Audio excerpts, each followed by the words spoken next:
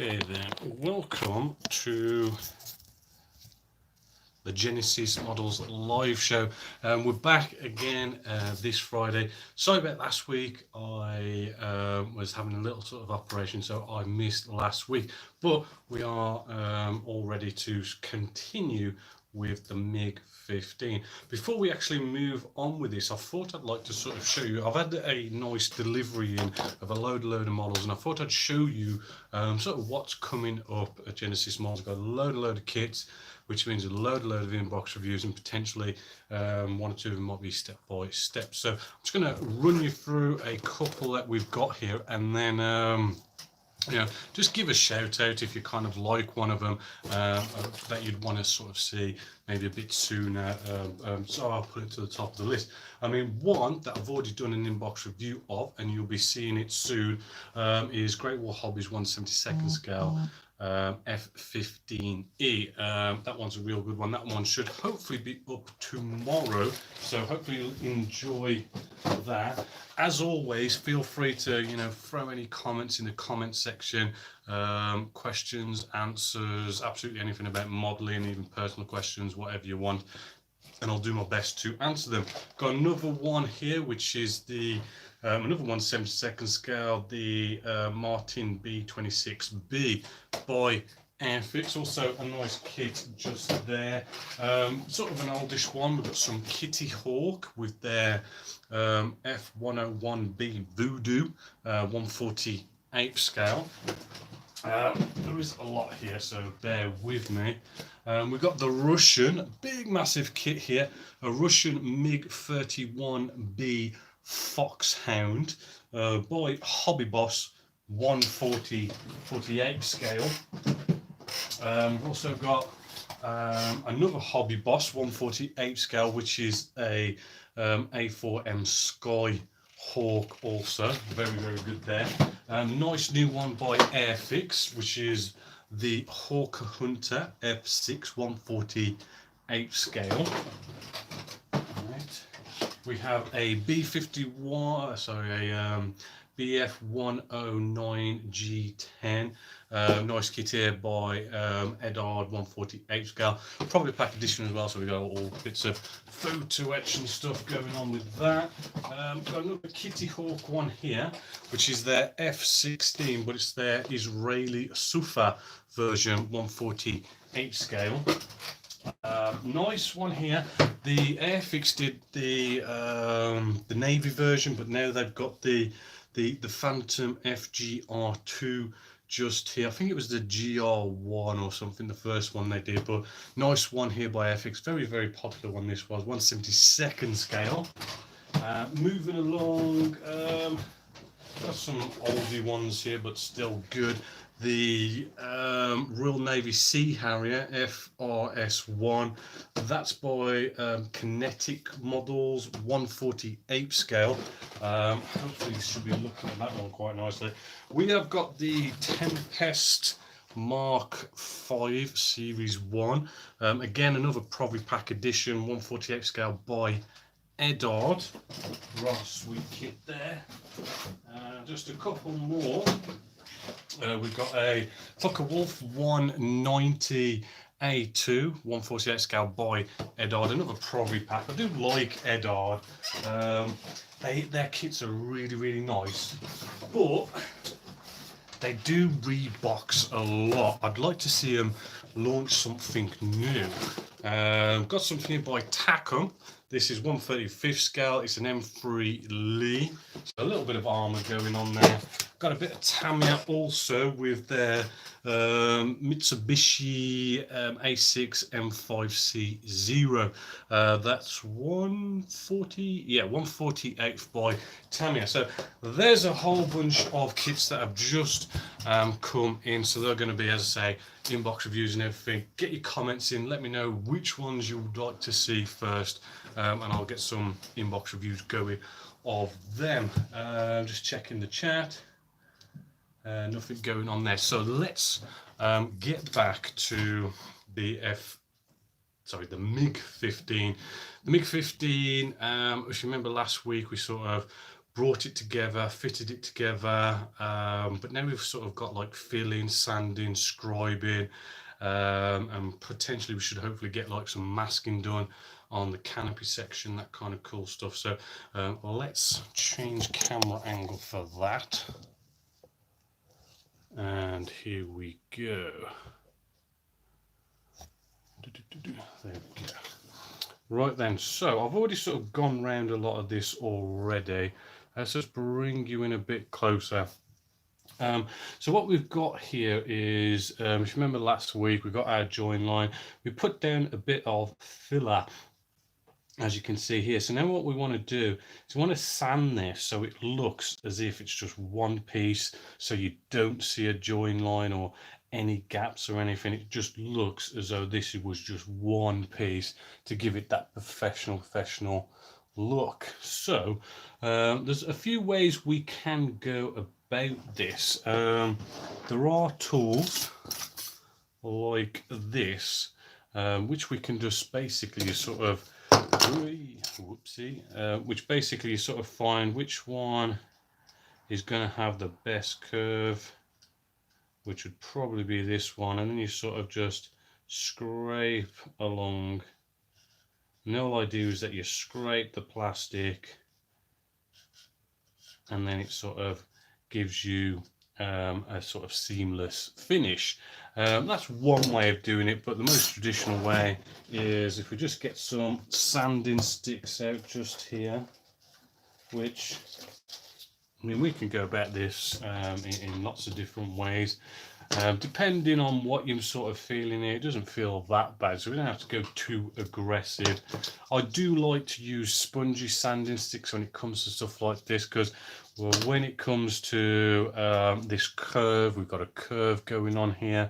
The spongy sanding sticks will go with the curvature. But if we use, say, a flat one, what you could potentially end up doing is sanding, and you'll have this like flat top, which doesn't look very sort of realistic, if you ask me. So I like to stick with the good old spongy sanding sticks. I'm using sort of like a sort of fine medium grit with this sanding stick. As you can see, it's nice and spongy. And what we want to do is just sort of nice circles, right? And we just simply sand away at this. Now, the one other thing before we actually really sort of get sanding with this, which I almost forgot to sort of show you, is we're going to have to do some rescribing along here. So what I do like to do is I do like to get out my scribing stuff now. Normally just like maybe a saw or a pea cutter. This Tamiya one's rather nice. What I like to do is, because what's going to happen is we're going to sand away at this, and then we're going to like sort of almost completely obliterate our recessed panel lines. When we do that, it is kind of hard. We've got to put them back in, but what I like to do, because these are so thin, I like to just give them, you know, a bit of a deepish cut, right? Knowing that when I sand away at this, if I didn't do a bit of a rescribe, it would be completely gone. But if I kind of just give it a little bit of a scene to, there's potentially going to be some of it left, which then does make the whole process easier later. And there's just this one sort of line going along here, really, so it's not a big one. There's one just here. Am you on camera? Yeah, there's one just here.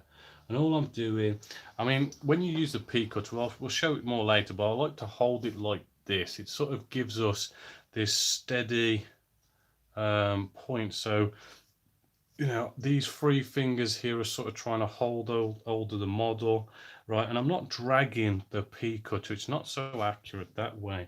I find that if we sort of roll the model, right? So I'm actually using this hand to sort of move it. So I'm just keeping the pea cutter as steady as possible, and I'm using the model to turn it and cut into it.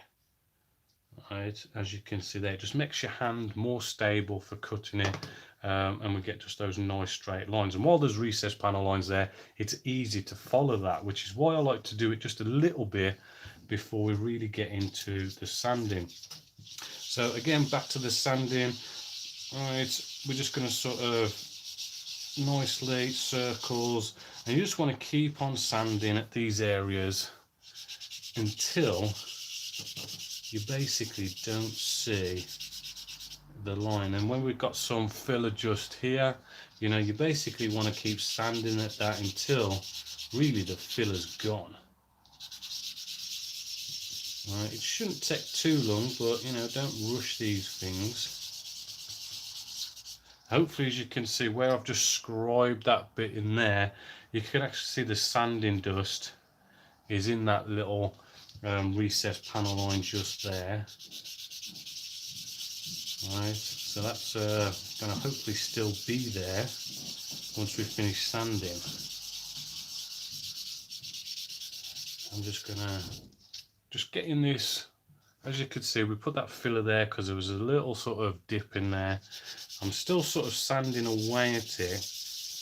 And as much as you want to try and get rid of it, there's going to be that little bit left, that little bit where, you know, we've got that bit of a dip. And as you can see, it's sort of filled that in. It's this little bit at the corner here I'm sort of seeing.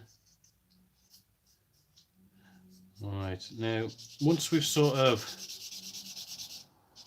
done the most of that sanding, right, we want to come down the grits, right? So I've got a nicely fine sanding stick just here, and coming down the grits, we can now sort of lightly sand at this, right? Because the higher the grit you use in sanding stick, the more sort of scratches the sanding stick's going to leave on the surface, which is why you need to come down the grits slowly to sort of sand away the scratches from the previous grit. And then we can turn back to this sanding stick, but on the opposite side, because it's a two-sided sanding stick, this is like a really sort of fine, almost buffing side, which should get this all nice. Right, and you can feel it with your fingers and stuff, and you can sort of tell how this is feeling. I mean, you can use your nail to just sort of feel along the join line, and as you feel along the join line, you'll feel any dips or anything like that. And it is feeling pretty sort of good. Even just sort of rotating it in the light, you can sort of see if there's any steps or even any gaps or anything like that. Right, but that does look and feel rather good now. One thing we could do also, just to really make sure, I mean, it's really sort of hard to tell how things are going on with this at the moment. It really does help to get some actual paint down. So I'm just grabbing a little bit of black paint here. Right, and I'm just going to get any old paintbrush, a little bit of water so it's a little bit thinned down. Right, and all we've got to do is just paint along this little seam line just here, and then I'll let that just dry for a bit. Right, and while I let that dry for a bit, I'm just going to read if there's any comments, any questions you guys might have.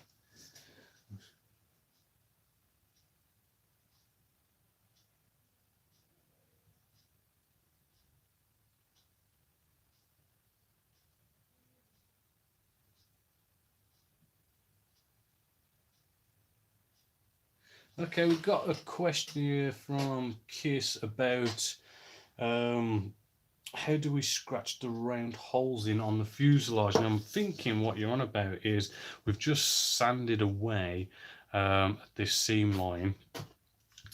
We've got a recessed panel lines here, but there are some little circles that were really close to this actual join line, which we've potentially sanded away. So we are going to sort of tackle that in a sec. Let's just speed this up by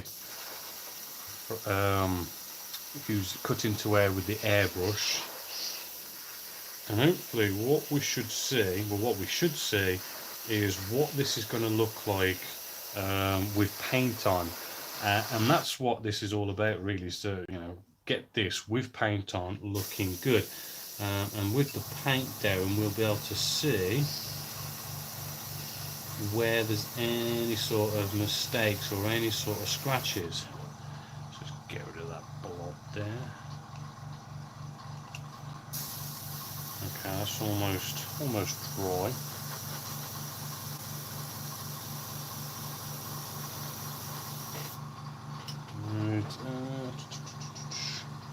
Right, Dave's on about seam lines and canopies. We're not really going to be touching that on this video, but go to Genessis Models website under video stroke tutorial section. There's a whole nice tutorial totally and utterly for getting rid of the seam lines on canopies, masking them up, and all that cool stuff. So I don't know how well you can pick that up on camera, but just looking at this, I can just see there's some sort of dip still in that join line, just there. And just to see it that little bit better, let's get out a sanding stick and let's just sand away our black paint. Just do it lightly at first. So the black paint has with the paint down, has let us see any sort of problems. But then also by just using a fine sanding stick and sanding away nice and lightly, right, the black paint is going to show up and show any sort of gaps, holes or anything like that. So if we look at this now, we could see there's paint left over here, right, but that there is a recessed panel line, so that's no big deal.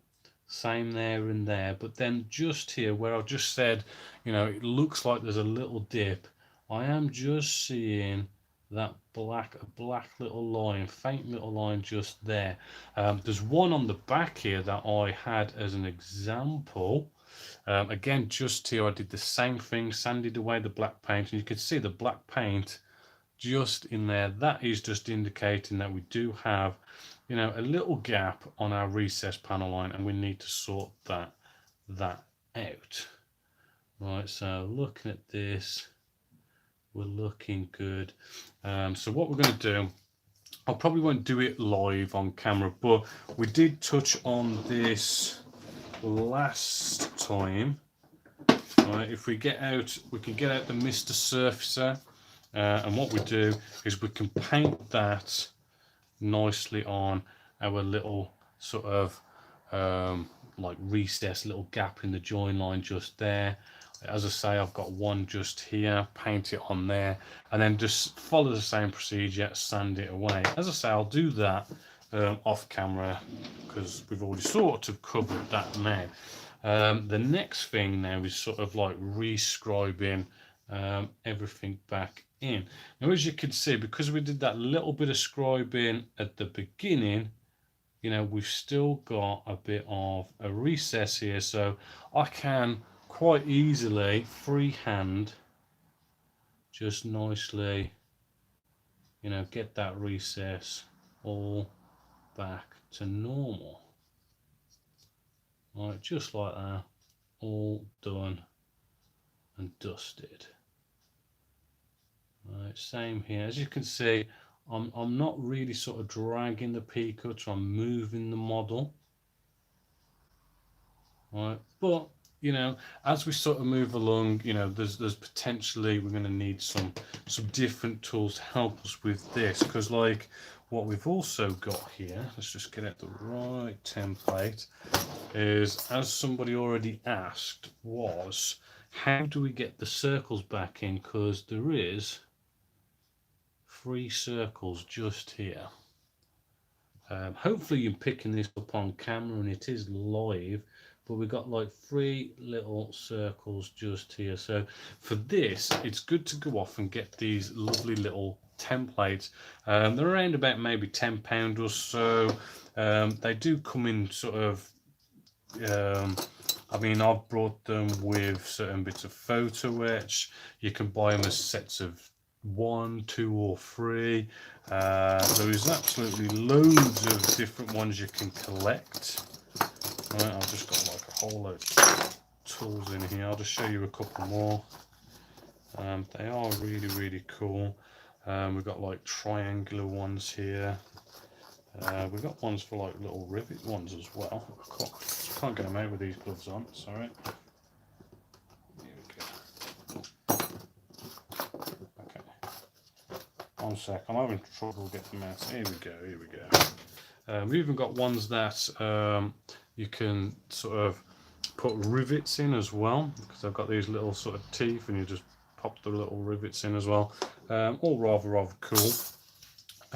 So it's a nice little tool to have, and basically what we need to do is we need to find the right circle for this hole. Right, now there's still some of the actual recess still on here, but some of it is sort of missing.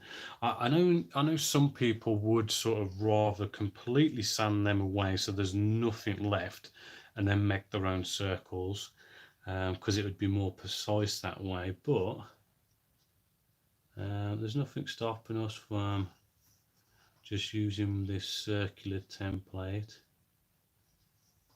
It's just sort of getting it just right so as we get the right size, and then we need to line it up. And then, I mean, if you wanted to, I mean, I'm just really sort of holding this down with my finger, but I know some people would like to tape it down. You can do that if you want. And we're still on camera, yeah. I am kind of finding that it's almost as if it needs to be a different size hole, but this one should be okay. And hopefully, I just want to show you at least one example. Maybe I could find a different circle, because I personally I feel like I don't have the right size for these three here, so I do feel like I'd rather stand these completely away and then put in my own little circles. It would give us the better, more professional finish, but let's just try and bear with it. Right, I'm just lining that up now, and I'm going to try and pinch it.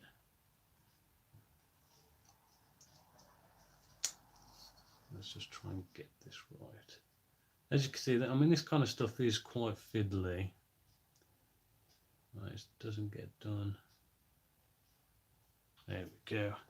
So with that pinched down, basically the way I go about it is I just get a nice little sewing needle. You're off camera a bit there, and you just need to keep the template nice and still, right? And as we follow this with a little sewing needle in this little voice here, right, I'm doing lots and lots of circles, as you can see, and I'm just doing this lightly. I'm not digging down and really sort of, you know, stabbing at it. I'm doing it nice and lightly. If we kind of stab down at it too much, it's just gonna, you're just going to end up sort of moving it and making a really sort of big imprint. And hopefully, as you can see there, we've put a circle in there. Right. Also, this is like a nice sort of flexible metal that can sort of curve around, which really does help. Also, I do find that doing these sort of circles with the sewing needle, it's sort of it's a little bit messy on the surface, so I do like to just very lightly sand away that little bit of mess. So then we should just have a nice little circle there, which I am seeing it, but I don't think you're going to see that on camera. Maybe could you see it where the nail is? It's very sort of tiny, precise stuff. This is 1/72 scale. But that's how you would go about it. And as I say, you've got squares and all that kind of stuff, because we do have some square shapes here. There's quite a few shapes. I mean, personally, I think I might actually off camera just sand all these shapes out and sort of put my own shapes in. As I say, I find it's a little bit more precise and easier, because faffing around trying to find the right size to go on there. And if you don't quite have that right size, and it's not going to be a much more professional finish. So sometimes it's best just to sand them all out. All right, so next we've got our canopy section just here, which I've already done a little bit, but we've got our nice little canopy just here. So let's clear the desk off. Just going to have a read of some questions, any comments for questions or answers.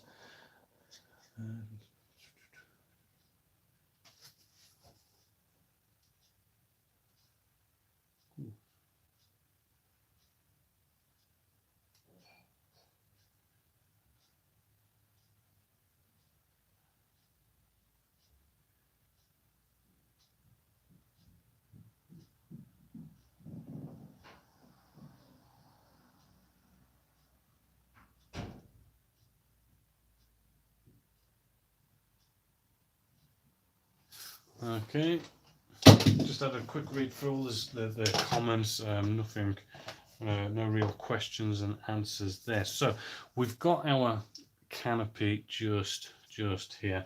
Now what we've got with this kit, we've got these canopy masks. They are quite cool, the canopy mask. It does make life a little bit easier, and it sort of like helps you guys basic. Personally, I like to make my own. It is cheaper, and at the same time I do find it's maybe a bit more precise in some cases. But what we're going to do with these canopy masks is we're going to now, hopefully, have I got the right one? I think I've got the right one. Here we go. What I like to do is you just sort of get a nice sharp blade. You just need to sort of like just pick part of it out, just sort of get under, just pluck it out, just like so. We've just got a little bit up there, and then just getting out some tweezers. Right, we can just slowly pull this up. Right, don't like to use my fingers because you can lose the tackiness quite quickly if you start using your fingers. Right, and what we're going to do is just very carefully, you want to just find where it starts. We do have some nice raised detail here which does show you where these need to go. Now I've not pressed this down, I'm sort of, you know, just letting gravity just drop down on this, right? Because if we press down and we don't have it quite in the right place we want it, right, we've got to sort of peel it back up, and if we pressed it down, it's going to take a bit to sort of peel it back up. Like I've just had to like peel back up there and adjust, but I'm not pushing it down with my fingers or anything like that, not until I've gone all the way around and I know this is nicely all done.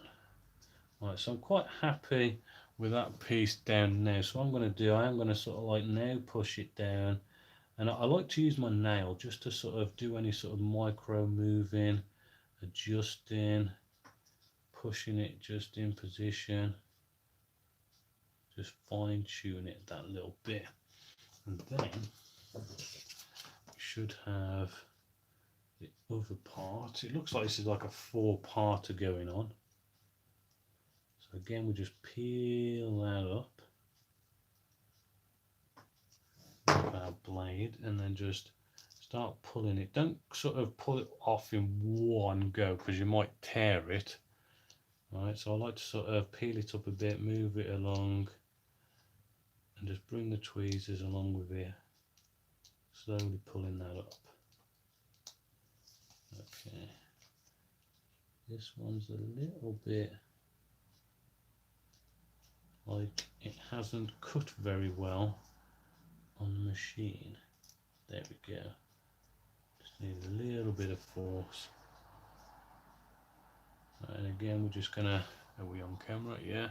And again, we're just gonna follow this along. Right, we've got a little bit of overlapping. Oh, that's why it's a 4-piece. There's a there's an actual sort of bar going down the middle. I'm just trying to get the starting point.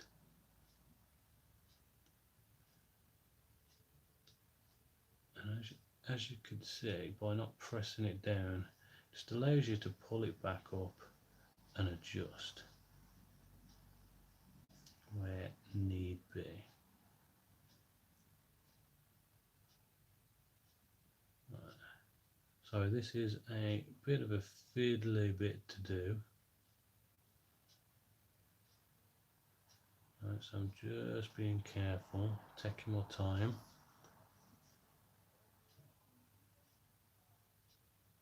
Right. I mean, that does seem a little bit too long for this actual piece, so I'm just gonna probably have to like crease it. This is one of the reasons why I like making my own masks, because sometimes they don't actually fit the way they should. But yeah, I'm just using my nail just to micro position this now.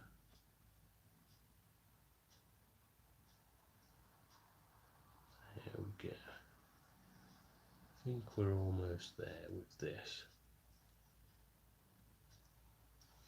Right then. Okay, I don't want to bore you by doing the opposite side as well. But yeah, just want to get this right. I've got to get this right before I can sort of move along. But yeah, if you can sort of, you know, try and teach yourself through watching my videos how to make your own canopy masks, it does end up being better all around. Sorry if you was off camera then. So that's now in position. We've got this big gaping sort of hole. The product for this is a canopy mask. Where's mine gone? Sorry, 1 second. There we go. I like to use the Mascal by Humbrol. If you haven't got any sort of canopy mask, don't worry about it. You could just use your Tamiya masking tape and sort of cut a piece off and put that on. Absolutely fine, because you've got the hard bits basically done. Give the Mascal a good shake. I'll shake this while just quickly check any comments, any questions you guys might have.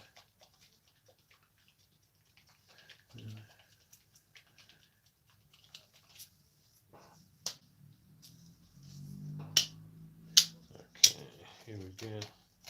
You guys just seem to be nicely chatting amongst yourselves.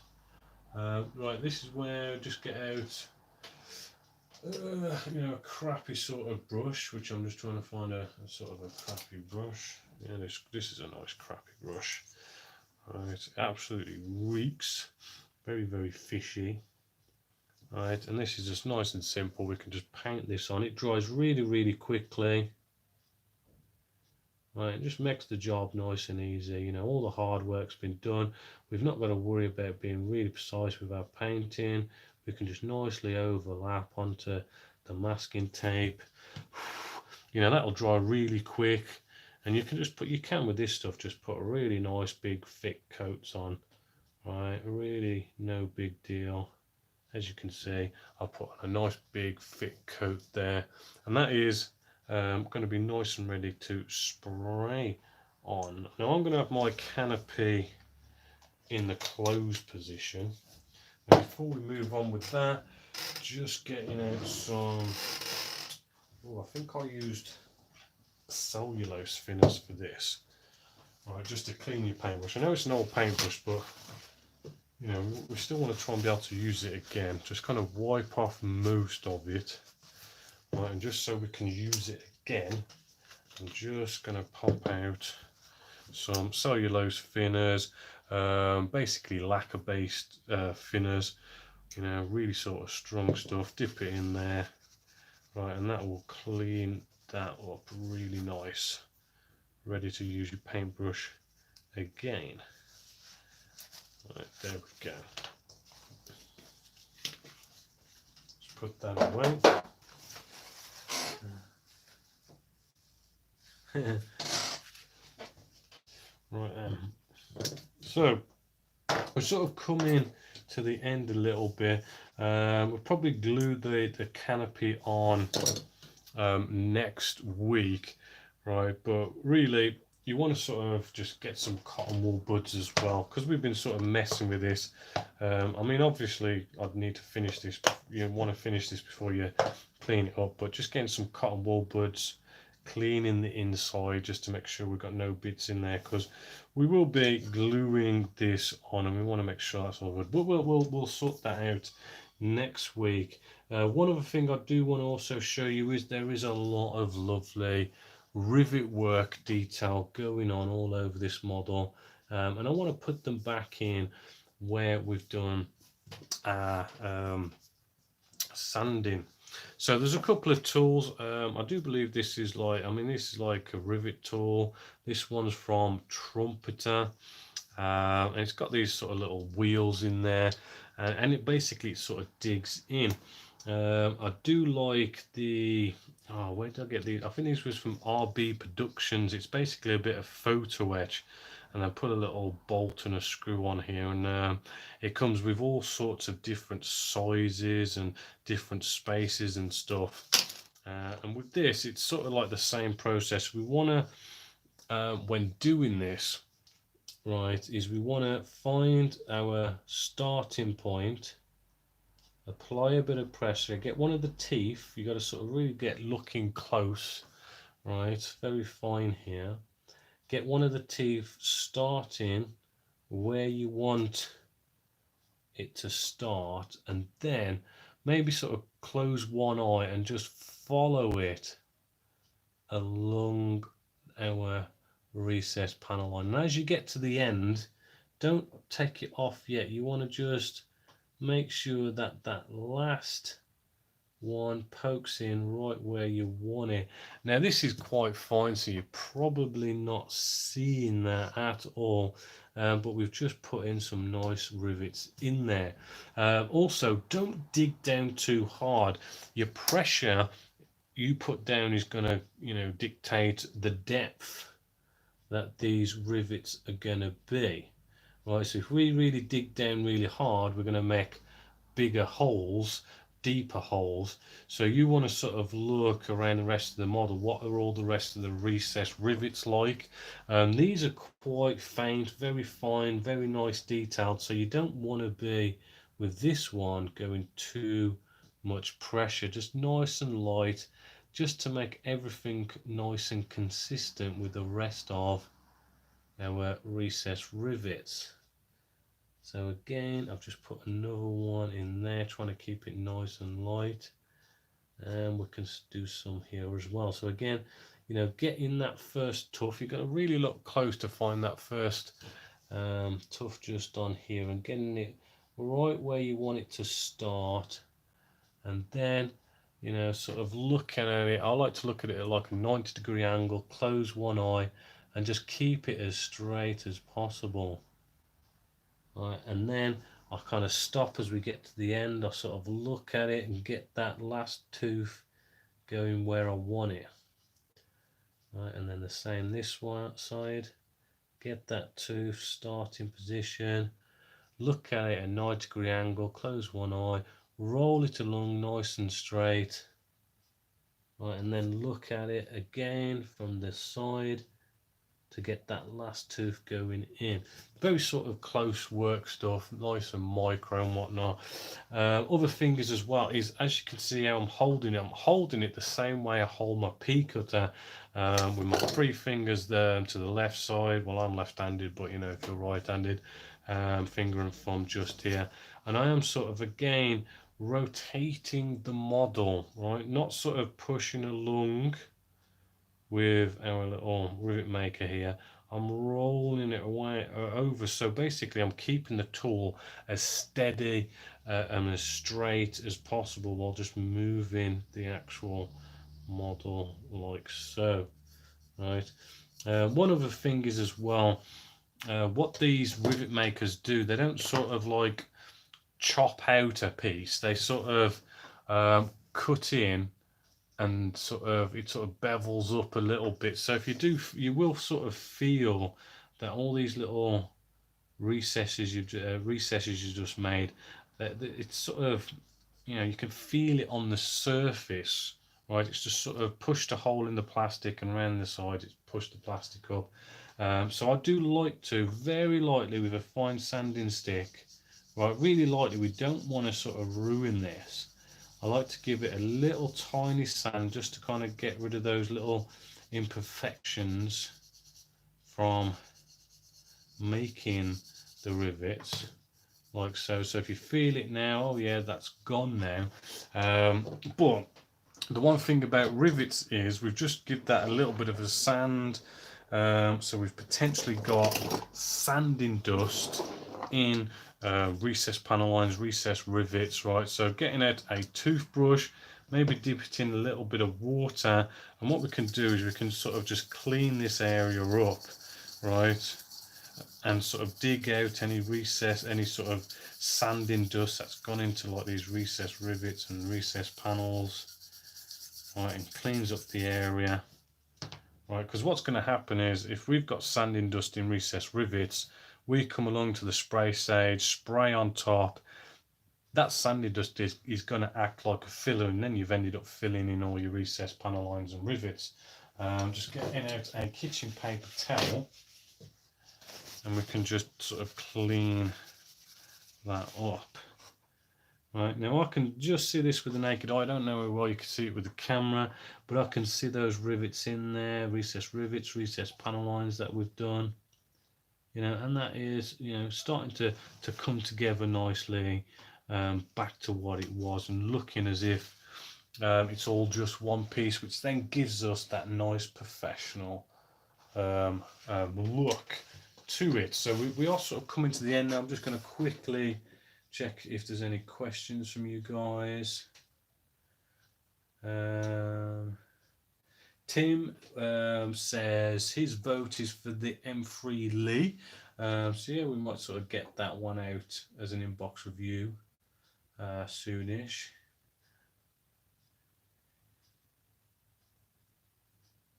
And that is, I think, it for tonight. So off camera, I am going to sort of just go around, get all this final bit of sand in, get our rescribing done on this also. Actually, there was another thing I wanted to sort of show you, a bit more sort of filling, but rather cool. What we've got on the underside here, we've got these gaps, right, from where the wing section's gone on here. We need to sort of fill these in, but I love to use my Vallejo plastic putty technique. This plastic putty, nice applicator. What we do is where we've got our gap just here, we can inject exactly where it needs to go, right along that line, nicely injected, nice and easy.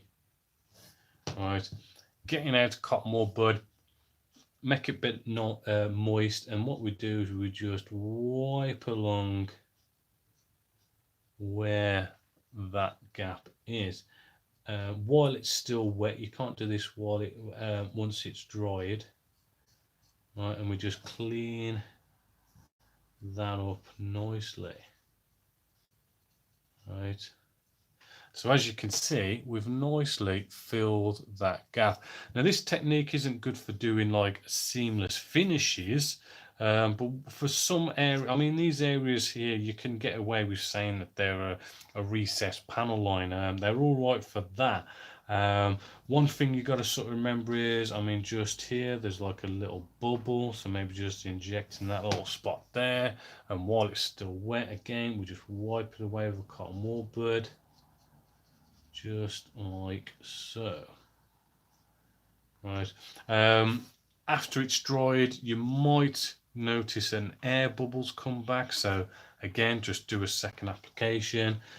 Also you might find that it's gone into some recessed panel lines around the edge where we've applied it, so you know you could come in with again a sewing needle, right, and just maybe sort of scrape out any of that stuff, or even do a light bit of pea cutting in some areas. And there you go. It's a really cool, nice, easy technique. I know in the past I used to fill it, then I'd be sanding it, and then I'd be rescribing it. But this is so much more easy, just to like fill it with this and wipe it away. Really cool and easy technique. Right, so that's it. Next week, with all this filling and the scribing done, we're probably going to be gluing on the canopy and jumping into some spraying. So yeah, should be nice and cool next week with getting the spraying going. So looking forward to that. The spraying, I know somebody at the beginning, they did request that we went down a non-enamel, non-lacquer based route. So Alclads 2, Extreme Metal, I'd probably use that, but for this one I want to sort of use the Vallejo stuff. This is their acrylic based natural metal finish stuff, because when it comes to natural metal finishes, I do find that, you know, your enamels and your lacquers do tend to be the better choices. But if you're gonna go down the acrylic route, the new metal color by Vallejo are probably the best ones out there to use. So we're going to be using that for this one, because the person who was asking was on about how you know, it's not good for your health and stuff, and he doesn't like using the harsher stuff. So we're going to go down an acrylic route with this one. Just a quick look at any questions you guys might have.